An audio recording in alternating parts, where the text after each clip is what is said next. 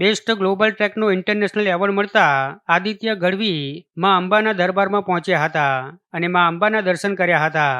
ઉલ્લેખનીય છે કે આદિત્ય ગઢવીના સુપરહિટ ગરબા ગીત અલબેલી મતવાલી મૈયાને પ્રતિષ્ઠિત 68મો ગ્રેમી એવોર્ડ મળ્યો છે. ગ્રેમી એવોર્ડની ગ્લોબલ મ્યુઝિક પરફોર્મન્સ કેટેગરીમાં વિચારણા માટે સ્થાન મળ્યું હતું.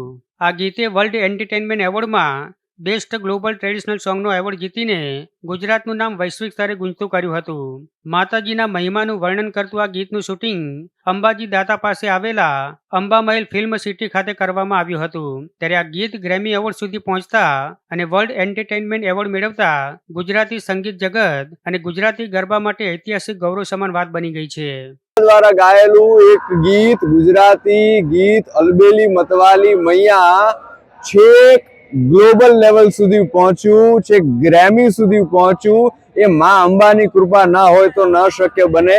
માની કૃપાથી ગ્રેમી એવોર્ડ સુધી ગુજરાતી સંગીત પહોંચ્યું અને લોસ એન્જલિસના વાવ એવોર્ડ જે છે એમાં પણ અમને બેસ્ટ ગ્લોબલ ટ્રેકનો એવોર્ડ મળ્યો છે.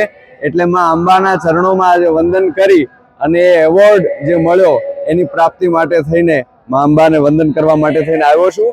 અને માને એટલી પ્રાર્થના કરીશ કે જો તે પ્રલંબા જુગદંબા આદિજંબા ઈશ્વરી વદનમ જલંબા ચંદ્રબંબા તેજ તંબા તું ખરી હોતે યથાકમ વીર હાકમ બજે ડાકમ બમણી જગમાઈ પરચો દીઠ જાહર રાસ જાવડ રમણી માં રાસ જાવડ રમણી.